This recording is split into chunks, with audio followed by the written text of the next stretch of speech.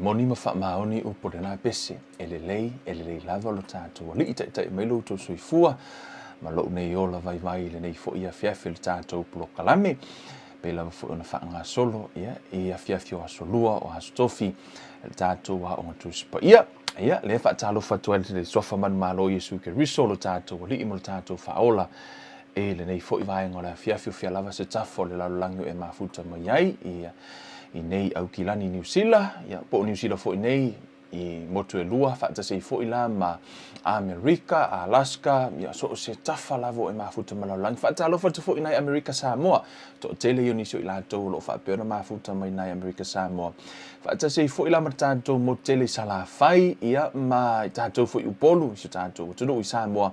Whaata alofa atu swafa manu malo Isu ke riso, iau auna, ale atua wharatua matau sia ngata fo I leo tina matama matua ia o lolo tātou atunu ele nei fo I vai ngala fiafi tātou proklam whanga solo o te loa nen tātou tala noa I vai ngai fitu ia po vai ngai fitu e au ona e awane I you know that me fo I fitu e le whape ita ia I oi au ni ita ia oi me fitu ia no uta ua I le aso national lua filo no winga e toi alu toi asiasi tātou prokalame na alvai aso lena te nei te whaalongolongo I fo ia ma e vai fo I le ase me tano toi le toi ata oi lo fa uina pel tātou prokalame leo le growing up spiritually ai e au ono o you know tu na for tātou tunu o le taua I o le tātou wo I mata upu nei ina ia tupulo tua ai le ngata ile ia e malama le le fiong pa ia le tua ma e malama oi ma ona fu ite vai mel telo tato mata upolo fa ali tu lava maul tu spa ia ona lava tilo mai oi it's right there it's in a scripture o le si tu ia fu ina tato wo e o ina tu spa ia le context o le tusi me fu na o te fa malusia fu tato o ni o to tonu I meo te whai atua I ono leo te tango o tu I really challenge you guys e whai tau auto tu spa ia le ngato le tusi lalo o auto no ta e toi fo I lai toi alu toi whai tau le context o le tusi le no o tango si e toi le mau ele ngata na e soi fua malo lo ina I fo oi awani te se ina oe ia matulanga fo ile le ia e loa e oi ia ma matua e mauti no lava o la fia fila nei la fa peona to sort tatou prokalami or growing up spiritually ti tatou talo le tual matou tama talo I la ufio nei fiafi lau faunga se efso swani mai lo nei tangata vai o ai ma tonu mai la ufio mai upu tama te talo matou mata fa le nganga ia tupulo matou fa tutua e ala I le tau longo I lau ufio pa ia fa manuina I pelo swafa tama fa fetai I lau fa nau lo fa peona mafuta mai mea silsili wa e fai o la to wola ma le swingo o la to wolanga fa fetai lau upu o le ola le mo I matou so swani mai o mai upu lo nei ngutu tama so swani mai lo nei vai ina ia mafai ona fa mautu e la ufio tama te talo I lo nganga pa ia o la ngaina lau upu ia e fa mautu ma e fa mauti no ina la uputa ma ia faia se suinga yo la to wolanga e ala ile mano lo wanga pa ia swafo o Yesu ke riso o le mavala au tuai nei amen hallelujah o le niva yaso to tele yo nisio ila to we na message mai o nisio la to tinonga amen ese lo fia I tinonga nisio ila to o na ia na message mai fo ile anga le lei o le atua ma le wha maoni o le atua ma wha atau nuula na upu e le ngata na tātou wha longo ai wa manui ai le loto au mata fo ina wa ai ai to tonu o le hainga le vai aso te nei no ta uai fo istasio uso ia malana whainga sifurua I pia la sana ta uai wa wa ai fu o le sifurua you know levana onang you know po lava ni mea e te iloa lava le swinga ino o tupu stasi fo yo to fine so tai mai sa plea for a car lena you know la umasio la to ainga mo la ta vale neiva yaso e ala le upo le ngutu le ngata o tautala I le ola lungo le ainga o le bank account o le kapoki o me fu le wakala ngoa I me ia fo ina Natura me ai sea ono le ata le nana o mai tatou po le fa tusa le na fa tatou le tua Yo tatou tautala le ola fo me o sefi ola umi pui lau lo fiva sia pui o tatou pu ese le nga o tatou wa fiong pa ele to fo me tala tu pa ia wa fano tangata ono le ai o se malama right ai ana fa pe ye le malama tatou tele fano o le tele o teimi o le tatou wola sa tu usau no ai le ti apolo ya ti tatou ese ona tatou tele o iloa le fionga le atua Ai o le taimi la fa matala salamo at the entrance of his word light come. Ina ua ho o mai le malama lama o lana upu. Ina ua ho o mai lana upu. Ona e malama lama I lola ia. E ese la le tā ua le upu le atua. E le ngata e wha matala tua ima wha malama lama tu ia te oi. Ai o le mea pito I sili ona tā ua ia te ula wa aile. Nei vai yaso I tau tinonga nisi na au mai. Amen. E le ngata ua tupuro lato whātuatua. Ai na mau e le mele nā ua wafo I wawa aia fō linga ina ua o whātaitai. Ina ua o whai. Ina ua o whai le upo le atu. E li whapengo ngofo mai. Okay. E le I tau na ona whātuatua. Ai na whātuatua ma whātino. Amen. O to tele yo niso tau tinonga. Ona la o le port tātou Bible study. O le a ure alu langai. Tele na niso tau wafo tau tinonga na au mai. E nisio ila toi wha manuianga lea tua a tono le a iaise aso. O lea utu whatasia o mai tau tinonga a uwhai tau atunga ese le matongo fio tau tinonga nei. Ai ono le tātou taimi. Is that alright with you guys? Si I tūri le tātou taimi. O le tātou Bible study a la fiafin nei. Lea la utara noa ai. I le neia fiafi I le man's threefold nature. Ia po o Natura I e tolu o le tangata. Lea la o le autala noa I le fiafi le nei. E a vea fo I ma se I tu fo le so o ina mera tātou prokalame e le o whaapea ua feo so whai. No, o le sau ai alu atu e so o le lau whai tau o le lau saunga le tātou prokalame. O le so o mai, o le sau o le ora saunga le tātou prokalame no winga. O le ukako wo fo I le peo le alu le vaa. Ngalo ngofo I kokong. A le au ke kakau ka halo kako vaa. Pau ar mea o le whai kongon pasir kemingi, o le enjoy o lau ride, o le teimi nei, o le kako ke o inisi o vaenga, laku kako pasi, kako afe le siku, hawa o ngā mea, I koe laku koe paka I le siku, e tasi ar whainga malanga le tātou te o le fiafi nei, le fiafi nei, le o le au tala noi vaenga nei e tolu. O le a tolu no uta ua mua au te whai atu ia te oi. Na o ni nai vaenga no uta ua mua a o le fiafi nei ma le tele o fiafi. O le ala ualu to tonu e au ili le leile mata upu lea. O no se tasi lea o vaenga. O lo o whaapea o na whinaua I nei a o onga. Amen. O lo o whinaua o onga I le tūlanga pe eise anganga I to tonu o le tangata. Ia po le a fo ia le maua o ngolo I le teimi nei. Ai ala na tā ua vaenga nei. O le vai ino le fiong pa ia le atua. Ina ia eiloa. Ma e mauti noa. O la I tutono tus pa ia. Amen. La tatu ea. Amen. O vaenga lana. Mana ilu kango kusi la roka ko notunga vai. E se le spoil o ko wari. Whai manga notes ku waku umai lunga ya ke o kou. Amen. Ia le atua. Ko ke mingi ko halu li mai lalu tusi lalu tato mahenga nei lunga na. So swani ya o ele ya lu tato o nga tu spa ele fiafi nei wale atu tato tu spa ye lunga. Amen. Ai o le fiafi le nei o le vahenga na le la utala noa le nei fiafi ma tato wo fa mautu lo le tu langa le. O le ono wo to atele fo inisi na fesili mai inisi na fesili mai tau e ala le na tau mafai ta la Yesu inisi o tangata ai ta la ia tu Yesu ya ai foi mai ta tonunga na ele ise anganga o le a o le fa masino la pe o te fai atu ni nisi a onga no le la tato wo sa o le upole atua matali lo te no fesili. Is that all right with you guys? Ina ia e mautinoa lai tono tu spa ia tanga fa mau lalo I mau tu spa ia le la tanga ta o le taimi nei ai ono le la u fai tau atunga o ne fai si te le o tato mata o ele titi tato taimi right it's tonu le mo te salo ni e lima foi upe lua tonu wala fai mai le fiong pa ia le atua ia ato atoa ona fa pa ia ina o tou ele atua lava e ona le manuia ia tausia lava o lo o tou anganga atoa uma ile maleloto atoa maletino tolu vaenga lai vai me le fiong pa ia le atua o lea ile anganga atoa ile maleloto maletino o vaenga la ia le la ualu tala noa ile fiafi le nei o le a o le tala noa la ile loto maletino sau se teimi o iai o te iloi o te leo o ile vaenga na ile fiafi nei o le fiafi nei le la focus lava tato mata opu ile anganga o le tangata le nganga le tonu le tangata le la fa hali uma atu le tele o nisi o fiong pa ia le atua ia matato wo lo ya ili ono le nganga le na o le tangata moni le na le tonu ya te oi.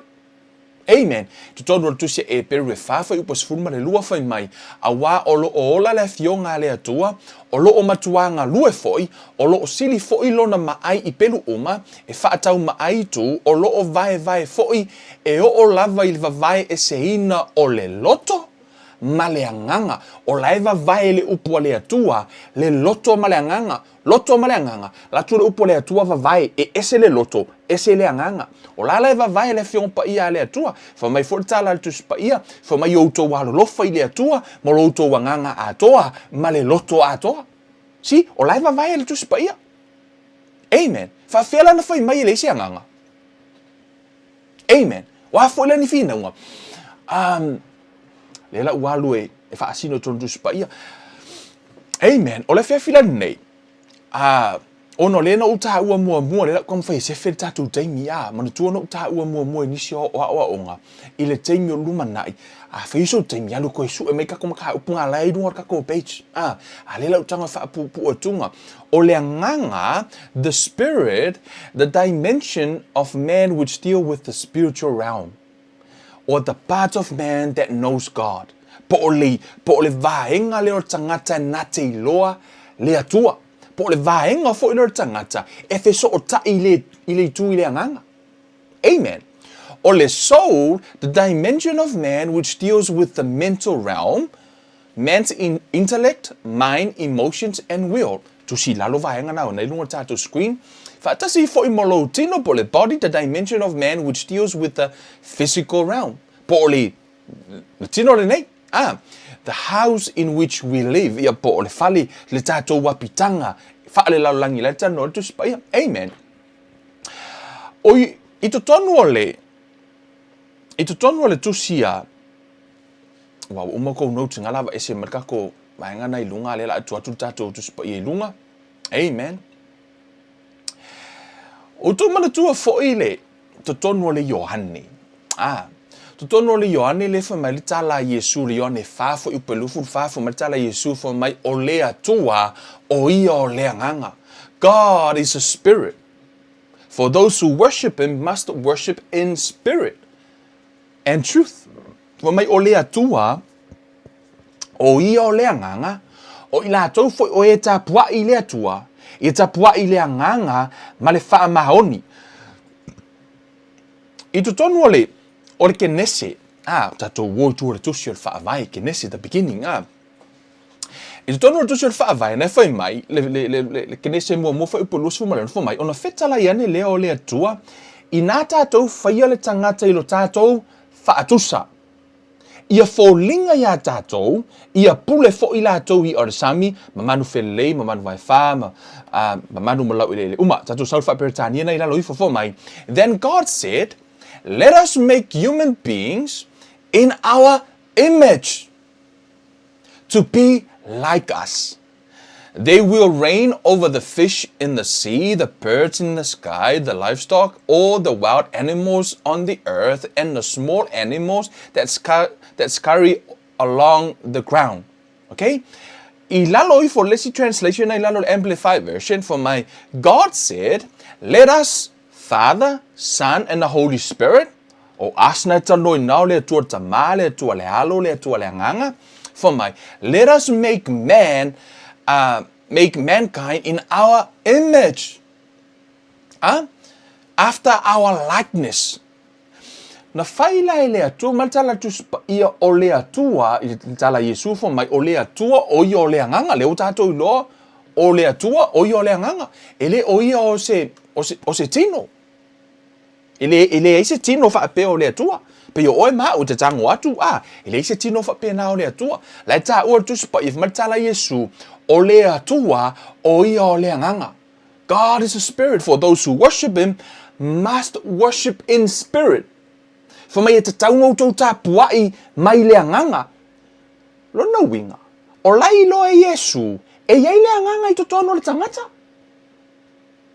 Pe a fai na fai le tangata le fa atu so le atu o le anganga lona winga e ia le anganga tono le tangata me lana na fai mai Yesu ea tapua i le anganga Aisea ono na i le anganga i tonu ia te oi e le fai mai Yesu tapua i se anganga pe fai lo i se anganga i tonu ia te oi fo mai e tapua i le anganga ma fa maoni Aisea ono le atua o i o le anganga ele o i o se mafau fau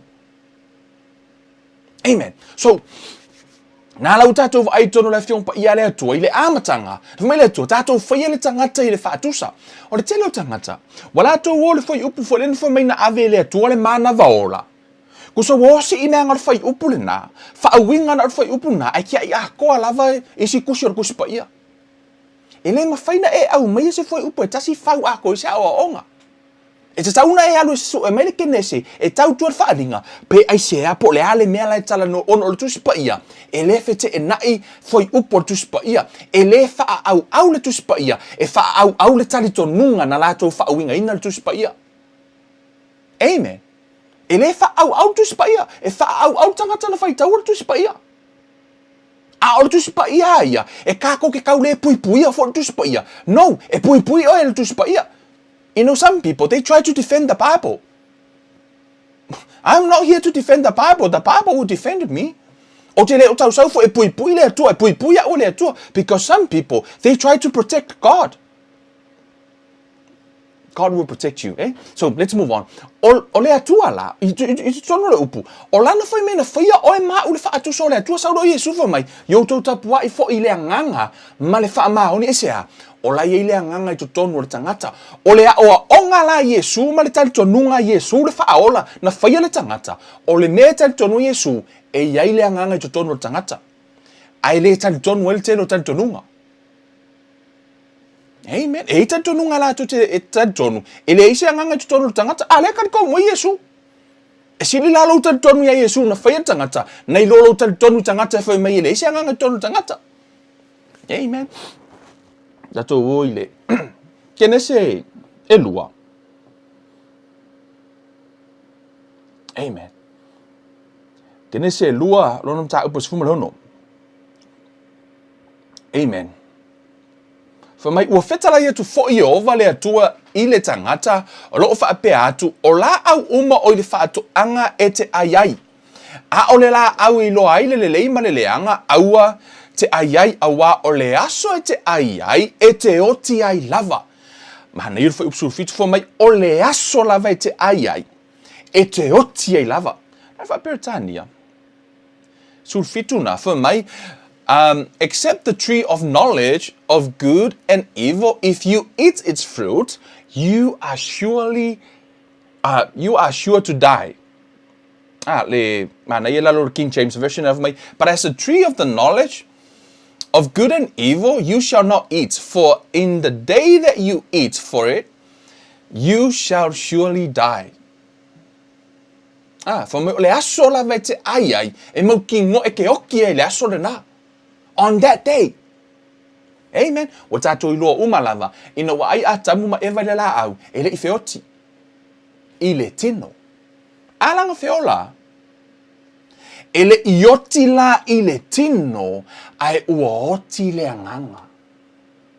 Le anganga lea. Le tangata le na ola faa le anganga. O la ua oti lo na anganga.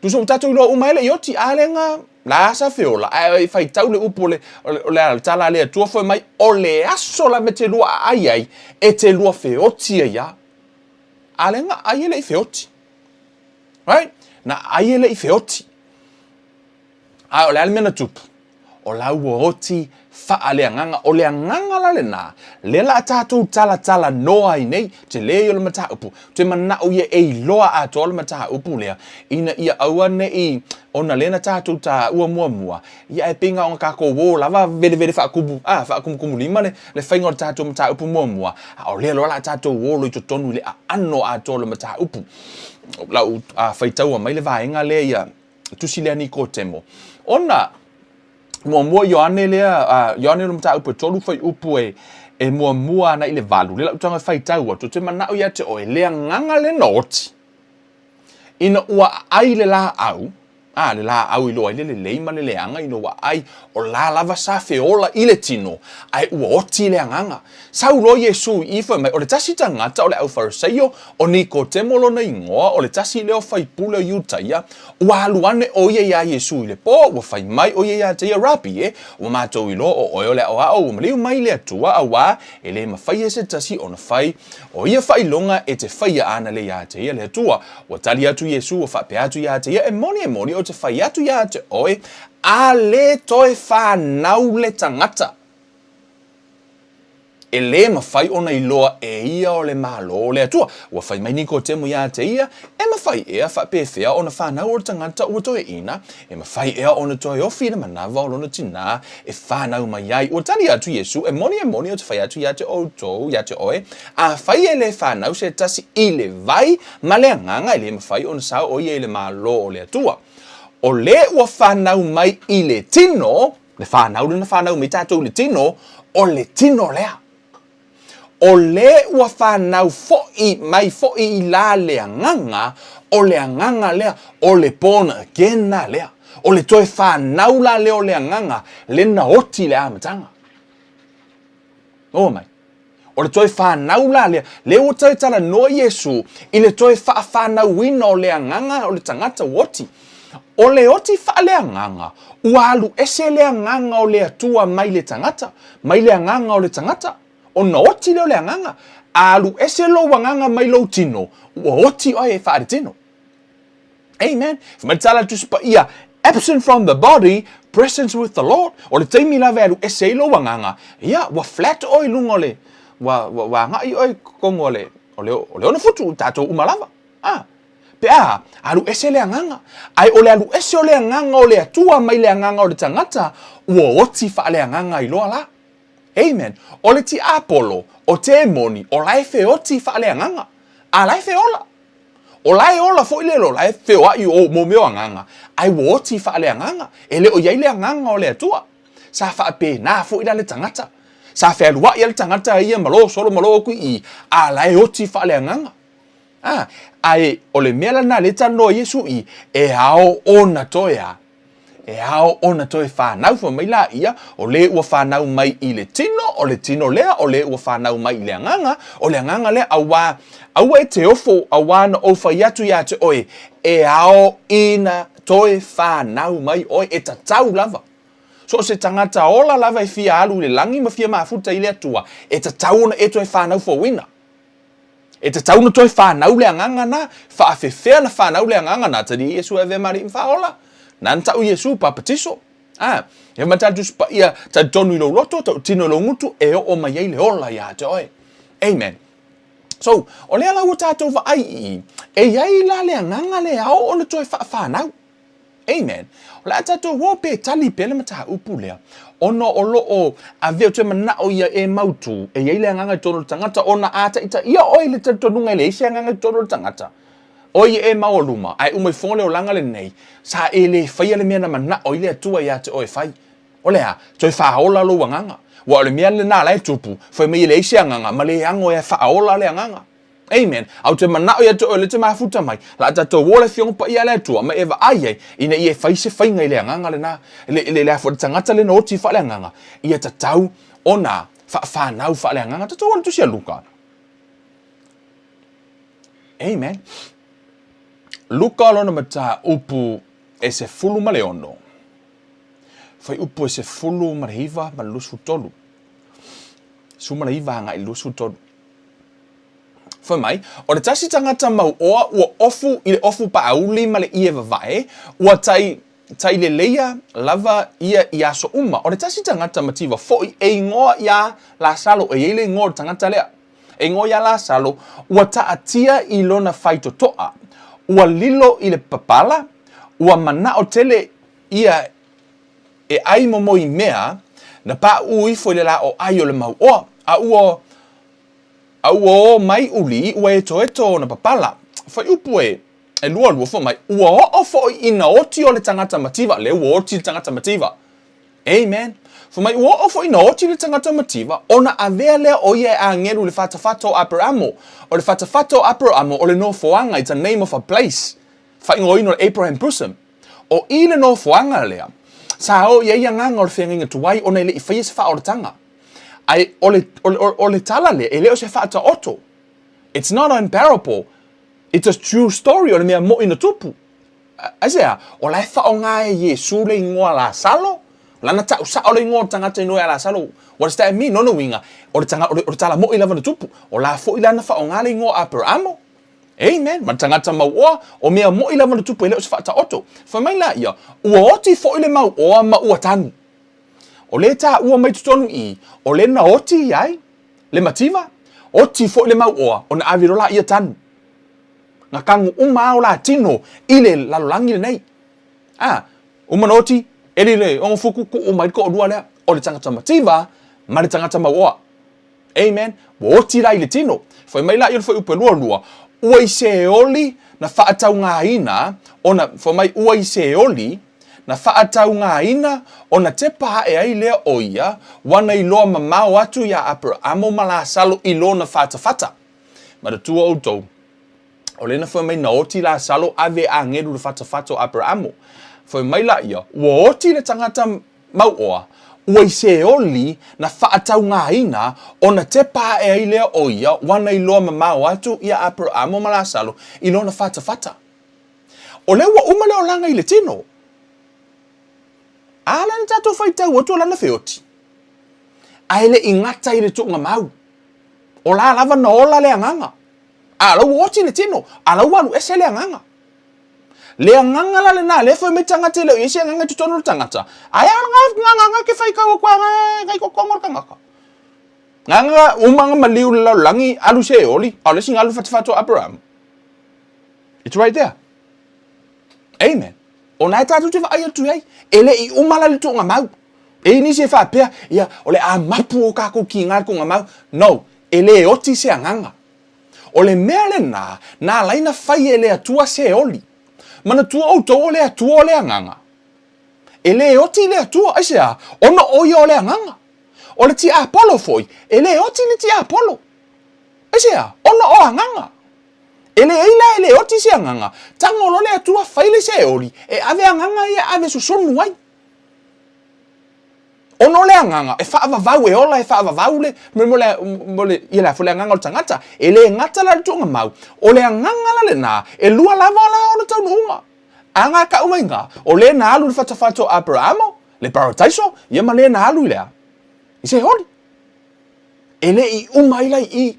Ai fai tau tu fo tu spa ia fo mai nei ata to fo mai o se oli na fa tau nga ina ona te pa ai le o ia wana I lo mamau atu ia Abrahamo mala salo I lo fata ua alanga tu fo o ia o fai atu lo mai Abrahamo ia e lo fa mai ate au mai ia au ina mai la salo na te fufui I le tumu o lona tamta mai lima I se vai e fa amalulu ai lo nei lo fai va awa o popo nga tia ile mumu o le nei afi notice ai fai tau atu I le tala le mau oa. E fōlinga mai o laila ngona e le mau oa mea lai tupu. Laila ngona e ona 5 senses. Ia po o foing. Ai fa sa mo 5 senses. Fa alongo anga e lima o le tangata. Fa alongo anga e lima o le tangata. O le laila ngona le manongi, la ngona le tinga, ma le mumu o le afi. E la ngona fo le malulu. O lona winga la. E pea le ke fa alongo le kingo le keimini ngai. A oti na le tino nei, e a foi, e tā ua mai I o laila ngonga uma fo I hele nganga. Lona winga, e le ngata la I le o langa le nei, le o lo tātou. O le wha au au mai le o la lau vaenga ia, o le tangata le na whamtala le tala lea, e le o se angelu po o se apostolo, o le wha aola, o Yesu na whamtala ina le tala lea. O ia la na te iloa le mea na tupu ola, o ia le atua. Na la na te iloa le, he knows what he's talking about. Amen. O lala I le anganga I tutonu le tangata. O I le whailo mai a tātou, I le ngata le a. Ai a oti fo I o tātou, awa ni ngalo ia te oi, o le o langa le nei, o lo woti wha le tino, e le o le muta anga le nā o tātou wola. E wha au lava. Mea nai ala I ona, foi, ona e loa ma e malama, ia, ono le tele o nisi o tatonunga o lai whai mai ele ai se anganga I totonu le tangata. Ua le ango la tangata na e wha ola ina le anganga. La na le la unga o Yesu ma o fai mo me o ngaruenga le lei. Ai le ola yala le anganga. Ele o fa ola ina le anganga le tutonu. Ele o vala aulia le anganga o le atua sau tutonu le anganga o tangata le. Esele. Hey man, are you guys alright? E tahua le iai o le anganga. Le la focus al tatom ta e iai le anganga tonu tangata fa mautu na o ilo futonu. Na tonu se e peru. Amen. E peru ro no ta upo se fulu.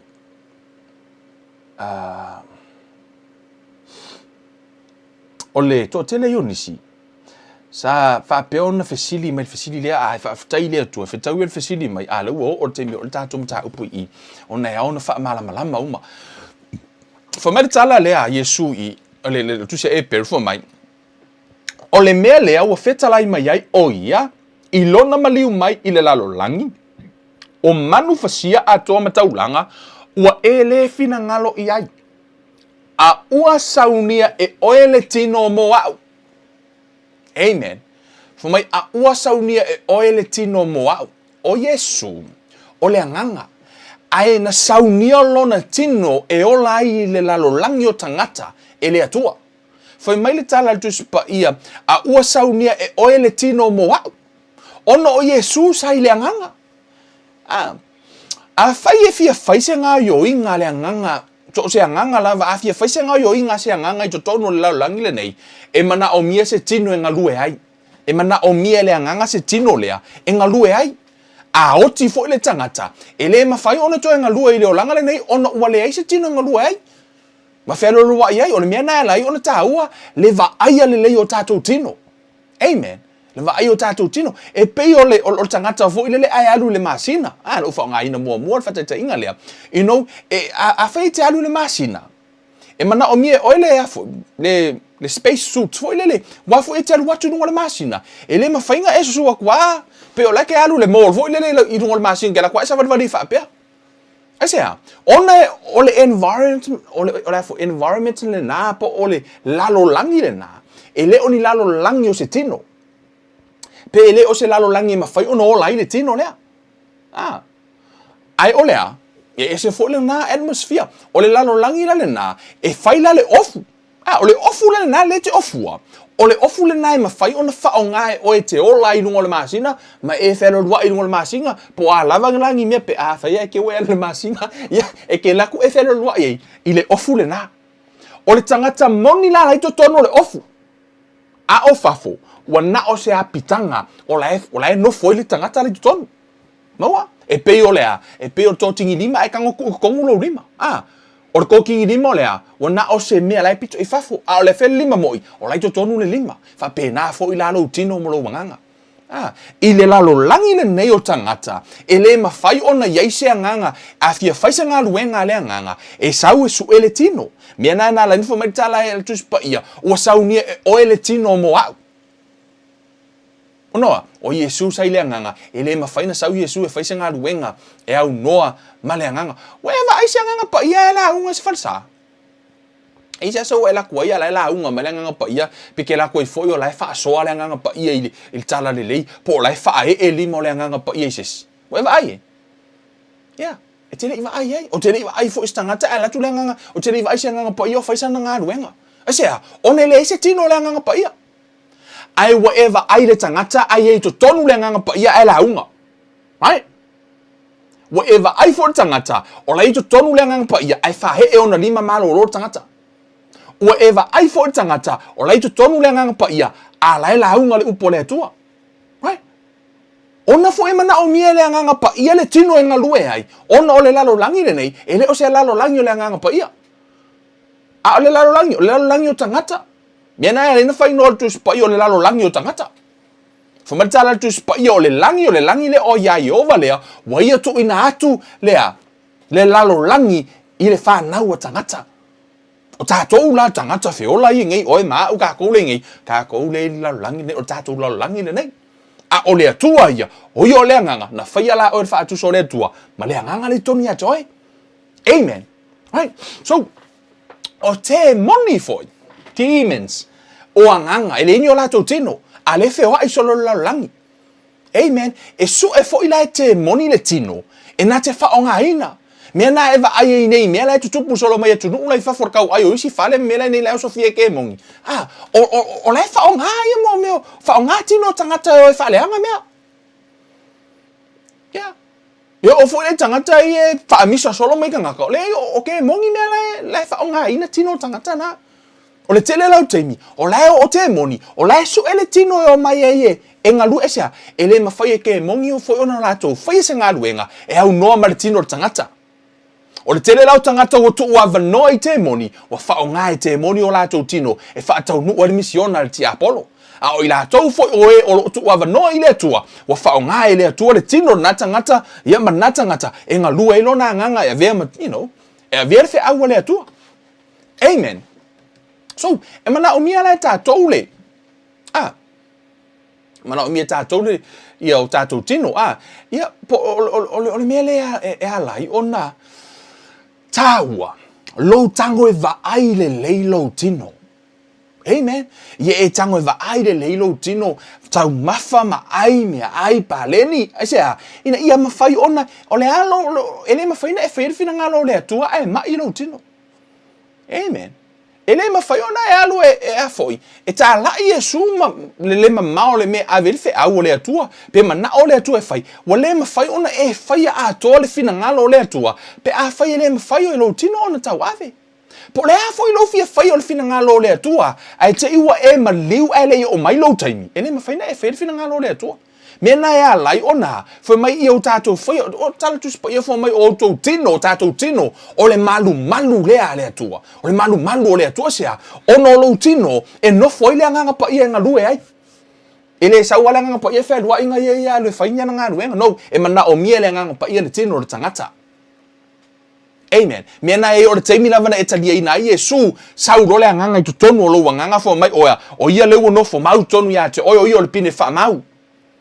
Wo ia vala au atu ai pa ua wha mautino ai, o oe, o le atalii, o le atua aisea, teimi umalame teu tatalia i e su pe tātou tatalia i e su e vea mani imwha aula, sau lo le anganga pa ia.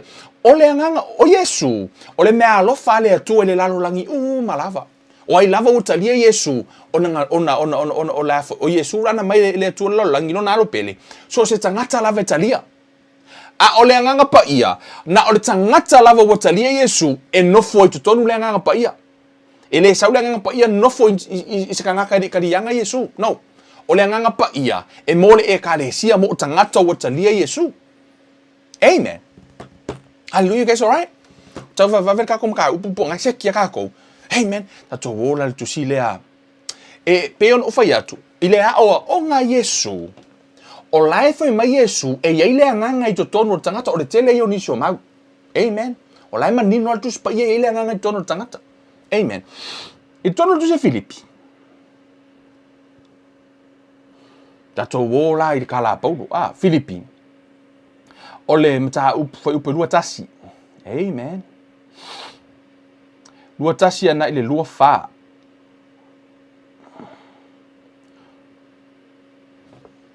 Kopea kule hailai tinga ia mangingo le whaikaungo le kako i lau wahaima. Whamai le afo, tala paulo. A wā olo uola ua ia ke riso lea.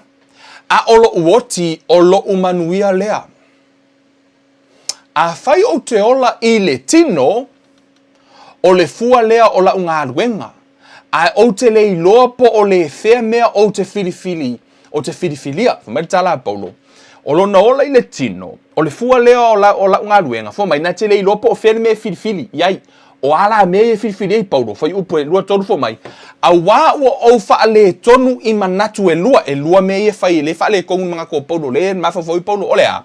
O loo ia te au le nau ia o walu, ia wha atasi ia u make riso.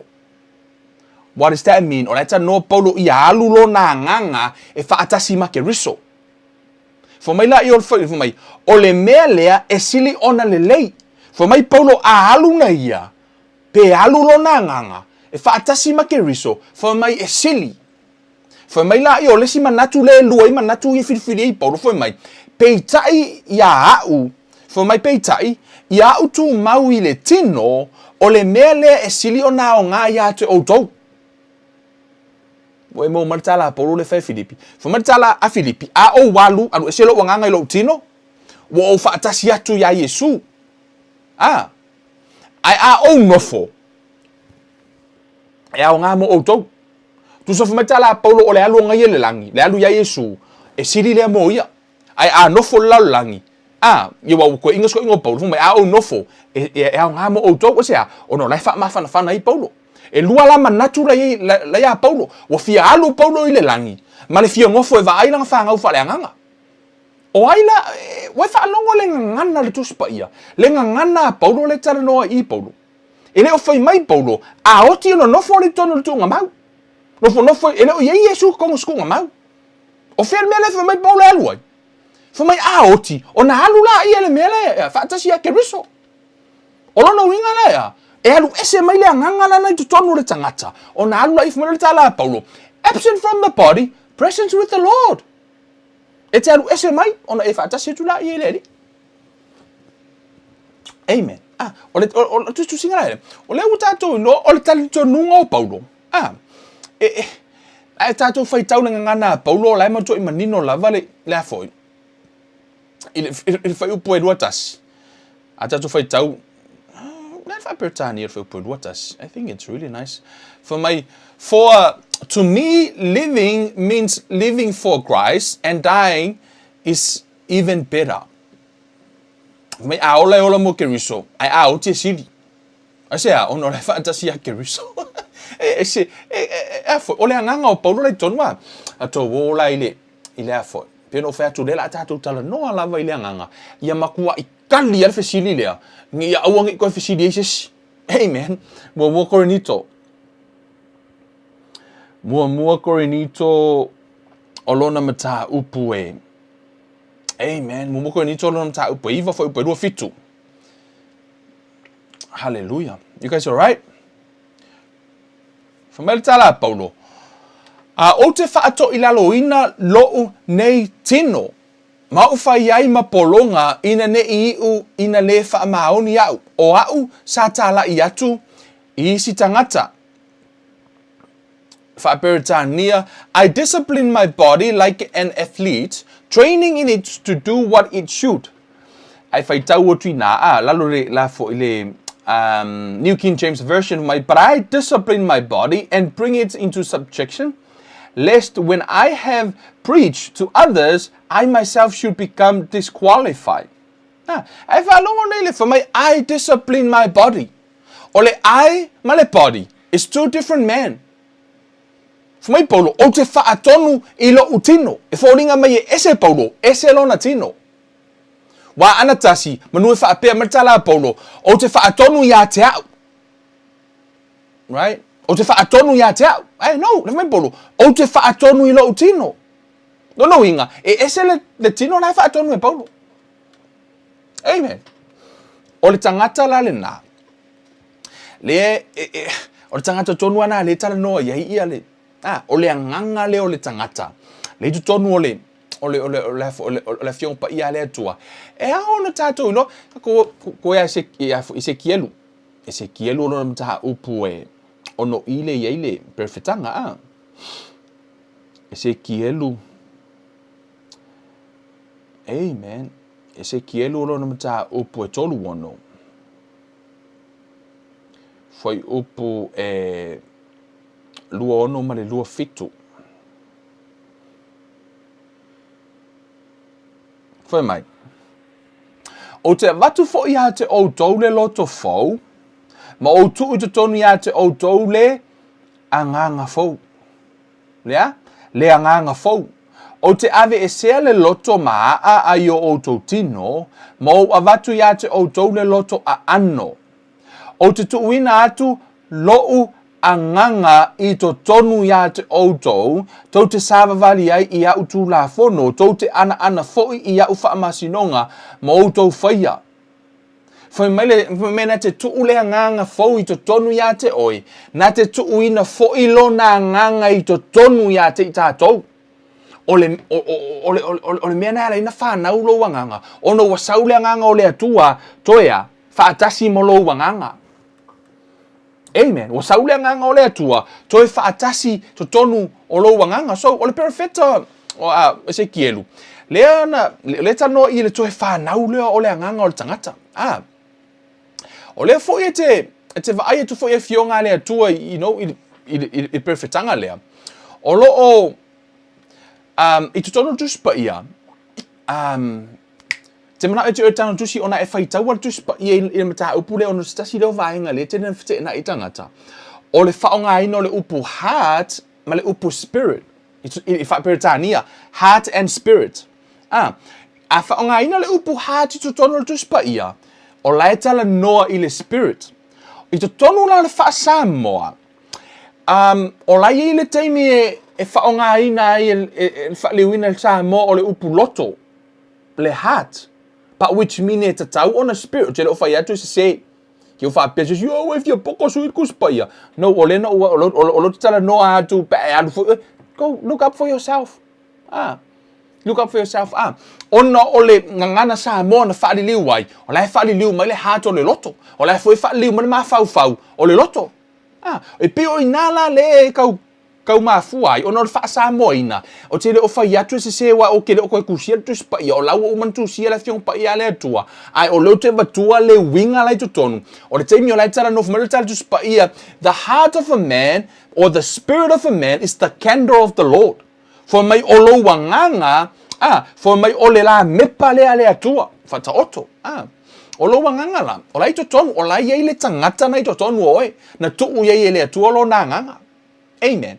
Le na tātou kala ngoa mai lunga le amakanga le tātou te vai toa le lava tau whaola le anganga o te tonu na le mua pete o tātou e vai o le u tātou iloa e tali tonu o le o ngā Paulo o le o ngā Yesu e iei le anganga i tonu o tangata o le o ngā Paulo e iei le anganga i tonu o tangata ai ala le o ngā petelu le ale mea tali tonu i petelu amen tātou mua petelu o lona mata upu e tolu foi upu ea Fatato fai tau mai fai upu mua se i tau fai upu e wha fai mai ia wha apea o tau wha fine ia usi tai ia o tau lavatane a fai foi e le wha alongo nisi i le upu ia maua i la tau i le ami o le leia hawa ai le aise upu pe ala tau wa ai ane ia o tau wa amio le ngao ia male matau awane i whaia i le tino ala tau te unga o le fili lea o le laulu male teu i auro male o ofu a o le tangata lilo o le loto. Amen. Ia te ua lea i le mea e le pala. O le tango paulo whawai i lea le tino. Ma le tangata rei tonu. To o le whaperitania. O no le whasa momo le loto. Awha mai. Le tala paulo. You should clothe yourself instead with the beauty that comes from within, the unfading beauty of gentle and quiet spirit. New King James Version rather let it be the hidden person of the heart. O tangata lilo lai to tonu e whai ngoa lai Paulo o iei fo e Peteru o lai le tangata lilo i to tonu. Amen. E le na tangata le ata i fafo ia polma o lai le tangata lai to tonu. Amen. Le nganga o le tangata le wa to e whanau. Amen. O le tino la ia, e oti le tino lea, ma pala le tino lea. O na toi whaatu mai le tino e le pala pea. A o le anganga le wala ve ina mena e na whamele tu spa ia. O le oti, o le fili le i whaato i lalo ina. O lawa whaato i lalo i Yesu. Ai le i whaato i lalo lai oi. O le mena e la iona e ola wha maoni le atua ma e ina ia e toea. Ina ia e toe tu mai pe o Yesu. I le tino e le pala. Amen. O le tino la na le tātou te o le wha moe ngā ola uma lava ngā kākou. Inga ia koe kū mari kingo ngā. Amen. Ia vai o la fwe kari kongu ia pe kerua ia ilea nganga i kongo ni kangaka. A tō o le lua pe, lua korinito. Ia mta upo e 5. Ele le ia le whaali o tō mautus pa ia. Se kia kako ngai and wakwa mo just pa ia nga lave kilo foi ia not just Genesis but le tatou fa solo me tatou fai tau wa peno fai atu so se mata upu lava e ao ono tatou apala ia le law of interpretation o le law of interpretation ile interpretino kuspa ia ele feke e ngai le kusia korinito ma kusia pe kelu ma kusia matayo no ele fete nai E mafua ona fete nai, ona ua le malama tātou tangata, a o tu spa ia, o lai from Genesis to Revelation, it's a one whole truth. O la wa atoa la fiong pa ia le atua, ai ala ona le ona fete nai, e le ngate fa au tangata na faita, o tu spa ia, lona lua,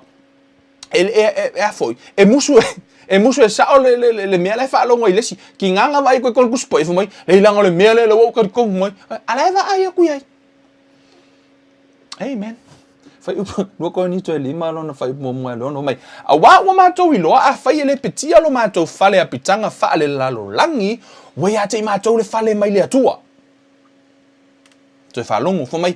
A wa mātou i loa, a whai ele petia lo mātou whale a pitanga whaale lalo langi. Pe whaaleanga ina, pe ua whaaleanga ina po woti fo ile tino, whaale lalo langi, fo mai, ua ia te i mātou le whale mai le atua, o le whale ele i whaia e lima, e whaava vau i le langi. Fo mai le tala Paulo, a le tino lea, le tino lea pitanga lea lalo langi pe o le ofu fo ile le space suit le lo whaitu i nungo le masina, o le ofu la leo lea nganga i lalo langi o lo tino. Fo mai le tala Paulo, a whaaleanga ina la le tino lea. Whaale lalo langi po le apitanga whaale lalo langi. Whaafetai leo tu o lawe i le whaale langi. E latu lo wanganga no fo i tutonu. Le nganga pa ia. Amen. O le wa iai lo tino whaale langi. Mai la ia. A wā fo i wa mātou wheo wa i le nei whaale. O lo o nau tele i le fia wha ofu wina i lo mātou whaale mai le langi. A whai fo i o wha ofu wina i mātou. E le maua i mātou e le lava lava. A wā o i mātou o i le whale a pitanga, ua whioi i mātou o lo o mawhatia, e le ono ua mātou loto ina ia tō ese ina ofu, a ia wha ofu ina ia tofu tō whātu moa ana ina. Tō whatu moa ana ina, le i uvale i le ola. O ia foi, ua saunia i mātou mō le nei lava mea o le atua ia, o ia foi ua foa i mai le wha maoni o le anganga ia te i mātou. O le nei, ua mātou loto te tele, e le au noa ona ua i loa a o mātou o no nofo i le tino, ua nofo ese i mātou malea li, fo mai ano nofo la tau i le tino, o lae no nofo ese malea li, fo mai le whai upo i fitu, a wā o le wha tua, ua mātou sāwa vali ai, ai le o le tino mai o mea, ua mātou loto te tele ma ua sililo mātou manao, ia o ese i mātou i le tino, a ia no nofo i mātou malea li. Fo mai o lai mana nao, i o mai le teimi, e o ese i matino nei e pala, ai wha atasi atu i le li, fo mai a oti la tangata keresi ano. Tangata watalia Yesu, fo mai le tusi pa ia, o lai kein, o lai e sili. E whetā ngisi le lalo langi, ai o oe ngai sili. E sea, e ke le koe fia fo i ma le lalo langi le nei. O le lalo langi le nei, a whai te talia Yesu a ve mali i ma whaola, this is the hell that you ever been. O lau langi nei. Tu so se oli le ate o lau langi nei pe a whai e te tani Yesu. O no le lai alu le mea sili atu. Ai a whai e te le tani ina Yesu. E paua leo le langi ate oe. O no le sino foanga. E makua i ele koe fia. E makua i sili lo koe fia fo i me lau langi nei. Aling kako wa il tala mau o fu masi ikuri kwa se sisia ile lalu langi ka o kio ona paua leo le langi le nata ngata o mea le lei umalo no langa nga lalu langi ya. So this is the only heaven mo tangata la to tele talia ina Yesu, but this is the only hell mo tangata ia wa talia ina Yesu ba to te olo ile langi pe ta to te feoti tangata talia Yesu o atu le langi e sili aku le ima se ko fia sau ngelo langi ki ngal mele tu puai a o le fia ma le li amen me na le nau le apostolo e alu ese ba vai le me ngau ngau Paulo a la ema to imani no tala Paulo for my absent from the body, presence with the Lord. For mai a alu ese mai lo tino wa fa atasi atu ile li. Amen. E tele no fo e tonu tunga mau ono lae o to tele onisi lae. Amen. O tono le lua ko ni to Saurola i o le lua ko ni tolo na mata upo sfuru fitu. Aya, lima fai sfuru fitu. Toi, ai, nunga, tuma mai. Ole nei, a fai o ya ke riso se tasi. Ole tangata fauia. Ua mawai mea tuai, fauta. Ua faa fauina mea uma. Amen. Fumarita la tuspa ia o se o ya ke riso. Ole tangata fauia. Ua mawai mea tuai, fauta. Ua faa fauina mea uma. O mea uma lau faa fau. Le tangata fau la le na. Le ala ina whaia tātou Bible study ma whawhanga. O le tangata fau fau la le na. Le manuia lo na loto i poa so. Lua ma poa so. Poa stofi ma le upua le atua. O le tangata fau fau la le na. Le waa matana taita ia oi. Wa ele to e tau tala i me te vaayai. A wa e tau tala i lo whaatua tua ma le tangata nai totonu. Amen. Le tangata lilo le talo i petelu. Ia po le tangata le to tomu le mafo le nganga. Le fa mele tala Yesu yo to tapua i mai yo to wanganga. Ma le fa maoni, o sea, o le no mafuanga, ono o le atua, o yo le nganga. Na fa la o ma u le fa tu so le atua. He made us in his image according to his likeness. He's a spiritual being. Amen. Hallelujah. So, tato woi tua ile. Ele tusia, te Deuteronomy. Te mana oe. E vali atu sinta ma iata le ina ia toi wha mautu. Auni ta toi fo i me tuana mata upu le. Amen. Is that alright with you guys? Te Deuteronomy rona mata upu tolu wha. Te mana oe te oe le lau kanga whai kaua kwa e kilo wha oe ngai ko kongu ma wha mai. Wha upu 5 ono malefitu. 5 ono malefitu. Wha mai. Ua oti fo i mose. Le au na Yehova i lea mea i le nuu moapi. Fa mai woti mose. E pei ona fetalai mai ai o Yehova, ua ia tanu fo ia te ia i le vanu i le nuu moapi. E faafea ngai ma pete peora, ai le i loa i se tangata lona tuunga mau, ua o mai lava i le aso nei. O lena ta ua re tuspa ia, una oti mose. Aina tanu e le atua i lea. Whai e le atua lona tunga mau. Le sa tango le atua tangu nai moapi. O le ta ua le mai i ana uewa ai fwai. Lana oti le tino, tanu e le atua. Whai mai la, ia ua oti fwai mose ina ua se lau ma le lua se fulu ona tausanga. E le i pua oa ona mata, e le i mawai fwai lona malosi. O le oti lena le ta ua i, o la sa oti mose i le tino. Lana oti lona tino. E iai lani si whai mai, e le aisea nganga i tono tangata. Si ka ko wola e tali. Le fesili lea. Tato wola le tusia mata yo. Mo i la tau ia whai mai e le aisea nganga i tono tangata. Si e utou tali mai ala le fesili lea. Mata yo e se furu ma le fitu. Whai upu e tolu. Whai mai, wha auta foi. Ua whaali mai mose ma e lia. Ia i la tau. Ua la tau fe tau tala ha i mai ia. Fa me ola na lua e mose lunga le maunga fo le maunga le na lo Yesu na li o le olona tino. Fa me wa lua e Elia to lua e mose. Amen. Ale na fa me tu spa el tu sila tato fa tau le na e sila mai ola na tanu ile bau. Na tanu ele tu i mo api no woman liu. Na oti. Tanu la ya ai o lunga le maunga e fa me tala tu spa ia wa. Fa me na lua e mose. La wa lua e mose. Ia ila ni se whaapea mai, oi leilanga lau koe ku, mai mose lona tino e ola pea, o lona winga, pea no whai atu, au tātou oe wha winga tuspa ia, tātou te oe wha winga a toa tuspa ia, elena o se tasi se fwoi upo tuspa ia. Amen. Tātou ola le tusi lea a kolose, pea a whai o na te whai mai o mose le uto e tū mai. O le tino le pala o mose le uto e tū mai, kolose lona ta upo mua, o lona whai upo se fun malvadu. O i lola a whai o le talito nunga le nā, e se sela foi upu le foi mai o le ulu foi o ia o le tino le kale sia lea o le amatanga foi o ia o le ulu matua o e woti ina ia fai o ia ma fa sili i mea umalava foi mele tala tu ia o Yesu o le ulu matua o e na toe tutu mai na ye woti o Yesu le tangata na mua lava toe tu mai na ye woti i le tino e le palapea o lona winga ele o le tino o mose na lua e lunga le maunga. Ole a. Ole a nganga. Ale na tanu le tino. Ai la elo na nganga i lunga le maunga. Amen. Lona winga. E iai le anganga i tutono le tangata. Ai a tātou whai mai o le tino o Mose. Wa se sēra le whai upula le tusipa i o Yesu o ia na toi tū mai na ie. O ia le unua i na toi tū mai na ie woti. No, o lala e sao tusipa ia. Ai se sēta le tonunga. Ma le whauinga ina le tusipa ia. Amen. Peno whai atu a tātou o eva i le context o le tusi. Tātou te whani le uina uma mai ale kenese. E tau tutua i le afo i le whaalinga.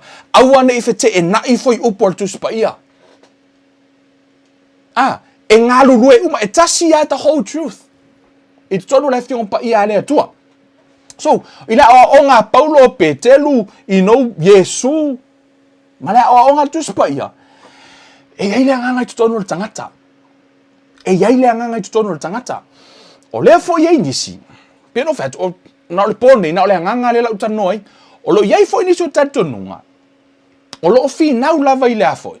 Il tulanga le peno whet, ai manga o ai li urkus pa iai se me fa sa o le me tatonoi. E mawhai, ai whai mai fo ele anga le atua. E mawhai ana esu er fai upatus pa iai te whai mai ele anga le atua. Amen. Mena e tāu e lu tātou e whai kau a koa lava le tusi. Au o fo ni la tusi kope aku oi. No, alula oi whai tau. Go read yourself, and I encourage you. O le tele o nisi fo i ua, tele tangata e whi nau le tusipa ia. O no mea no atu tangata o ti ati lātou. Ai lako kele i o lako e whai tau. Kusa lava pe whai PhD a tangata nā. Hey, read your Bible. Amen. O nā fui e te oile angang o le atu ai, o atu ai. Matang o le atu ai whaasino ti ate oi mea nei tono tusipa ia. Aua nei ita ia oi. Aua nei e masai ana o whaila au tala vau. E sili atu lo oso i lalo mala walau papa ono o fili au i o te oso i lalo. Nai lolo oso i lalo o wha valea o le tangata o te oso i lalo. Amen. Aua nei e oso i lalo mala walau papa. Ona o lea. Ona o whai atu se tangata. E o fo i mea te whai atu i ate o tau. Aua te tani tono e no o whai atu i. Anua o e whai tau lau tu spaia. Amen. Paule mea lau te nau atu ai. Ina ia eiloa, e iai le anganga i to tonu ia te oe, e le anganga na le mana o le atua e wha ola ina. E le o mana o le ti apolo e te wha ola ina lo anganga na. Asea, ono le anganga na e sao le langi. Wha atali ele te me toi tu me le tino ele pala. Amen. E le o mana o le ti apolo, te iloa a sau le ti apolo, peno whai atu, ai tango e wha o na le tai whau. E te le alu ave se me o ona tu le tai whau. Aia, e te alu au mai le mea ona tō i le mea ai e fia le tai whau e ai. Wha pēnā foi, a sau le ti a polo e wha se le kerisiano, e sau wha o ngā le upo le atua e wha se ai.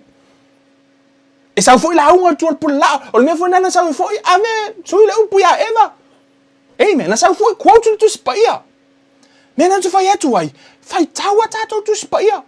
Au a fo bea no whai atu, ai, e matu e ule papole a peto to e whai tau tu spaia masu e su e meu tano tu ia te o tau. Because ato wo e whai tau, o le context nga tu si nei, from to to sekenese, to a revelation, alula so e su e mta upule, pe ye se anga tono tangata. Amen. E tono tu se Ioane.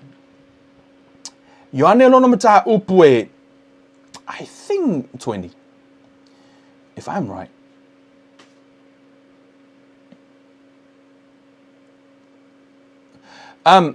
Mo tō mana tua fo ile mana vale na ave ile atua ia ile amatanga le fo mai na mana vale ia ile atua le mana vaola ile fainga o le tangata mai na umarona fai ile atua le tangata na ia mana vale ia ile mana vaola e fo mai nisio le ea fo mai o le ea le mana vana. Amen. Ai o tato ilo na sau Yesu e to e mana vale na ina uoti fa le nganga le tangata na lu ese le mana vaola le atua po le mana vaolo na nganga le tutono le tangata. Amen. Le nganga na le na lu ese sau lo Yesu ina wo umana maliu Yesu to e tu alu le langi fo i mai le alu atu Yesu ra iona au so tono le potu la tu lo Yesu fa le tala le vale me mua na fa Yesu. Sau Yesu sa vale tu tono le potu fai upelos fulu foi mai. Ua ia fetara iatu lea mea, ona manava atu lea o ia, ma whaape atu ia te ila tau, ia o tauta lia lea nganga pa ia. Na toe manava Yesu le manava ola i. Le manava le na ave le amatanga le na ruese. Le na sau Yesu to alo to au mai. Sau do Yesu manava ifo mai. Yo to talia le nganga pa ia. Le nganga le na ruese le amatanga ina o oti fa le nganga tangata. Na to manava Yesu tonu I ina o umo na fai le fa ora tanga. Amen. Le la o lai lolo wanganga. Le to fa naula na lo wanganga. Le lo la lo wanganga le na le nau le sua susu le suia. Le tupu ma le tangata na I totonu. Le wa amata na vai le tangata na I totonu I wha manuyanga. Ma mea ye a. La uola le nganga la I totonu. Amen. Hallelujah.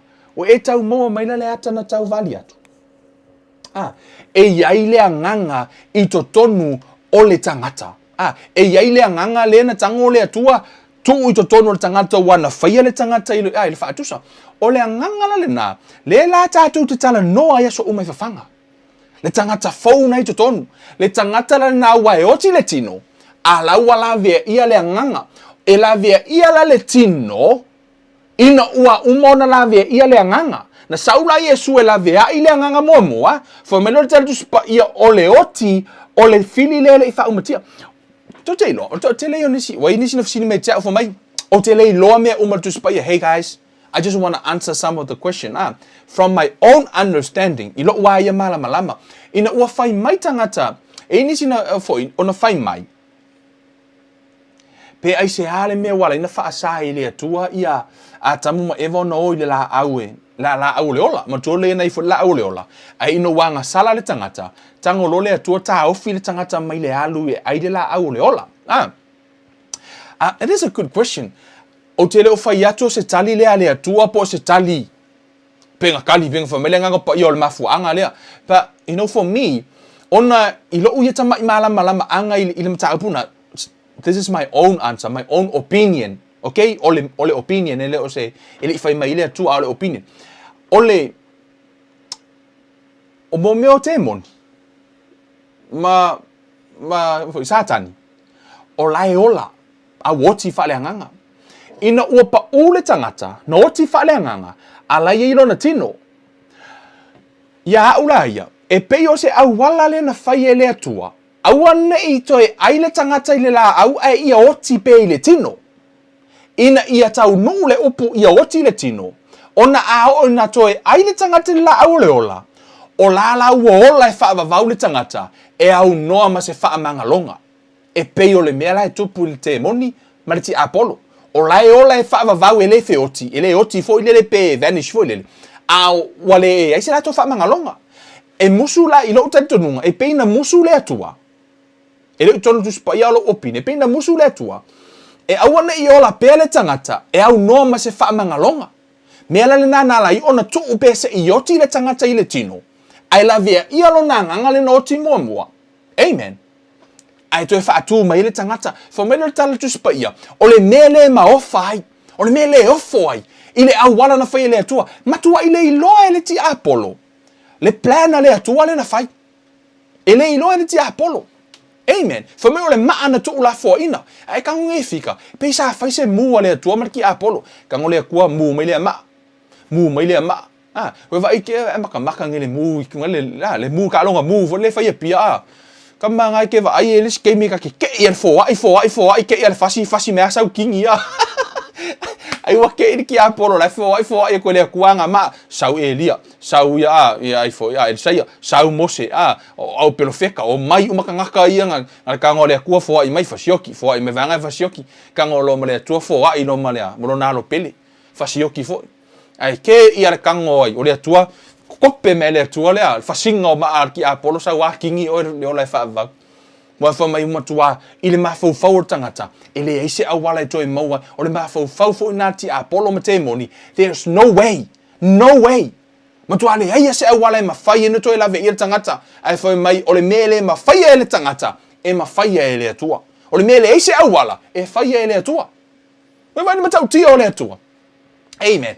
Ai ese la le man nei o fa o la tanga na fai ele tua. Ele isau Yesu ave fua oi. Man tu fo ele na ofa ele ti Apollo le fa o la tanga. Mo oi. Le na ave lunga fa o so songa. Fo mai. Tau lava no e fo mai. Amen. That's a really easy way out. Amen. Amen. E whainoa la e mo meo whamasinonga fo lele. It's a settlement.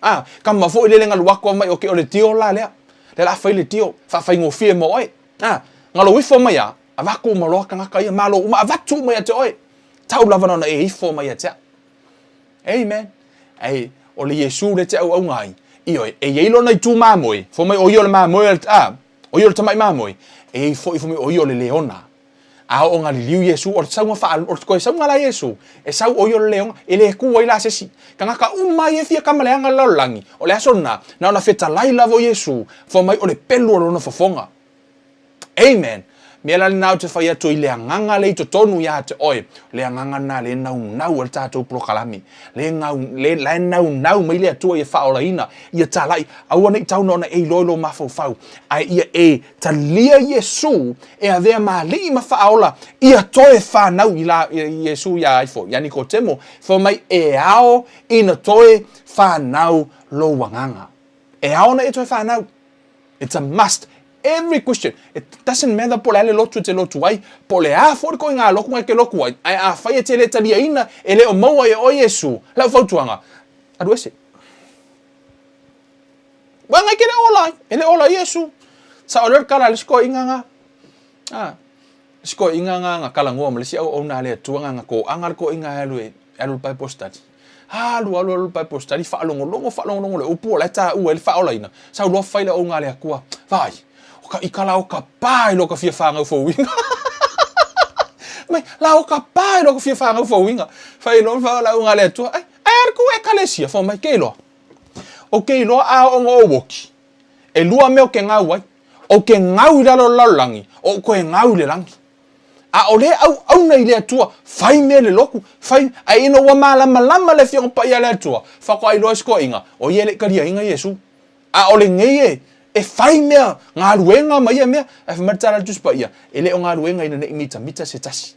Amen. O ngā ruenga o lo tau i lea. Amen. E ke sao la, ina wa sao lo wanganga, ono o Yesu, amen, ai ei la lo tau i. Awang e laku e fe e runga langi, fo i lele so kau. Ele leilo o wakuru ngalangi o laua ia ini mea po oni mea lai mana o le tua wafu o lo no fuanga le whaavau e te taurana e tolo ai o mea nefa metala Yesu tolo ai o le langi. Amen. Mea ia te fo ai me fo na le nau tato prokalame te lo taimi a e whaisa ngā ruenga whai mei lo whaatua tua aisea ina ia awana i tauna ona avi a lai maua lo tau i le langi. Amen. Ai aua te tango ave, ma I mau umarangi kaimi. Ai o kako akuru ngā langi wha mai, e te rei whaia whaatua tua, nga e whaia wa inga kangaka, nga e whaia mele nei, e lei mi te oelea. E lei mi te oel criteria te tau ona tau iai oelea tua.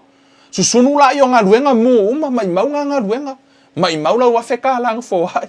Amen. Pa a whaina e whaia mai lau whaatua tua, pe e te whaia fo le suafo Yesu mea malava. Man, o lau tauina le langi, tauina na o le mea trito e sirin taua. Ia toe whanau lo wanganga. Amen.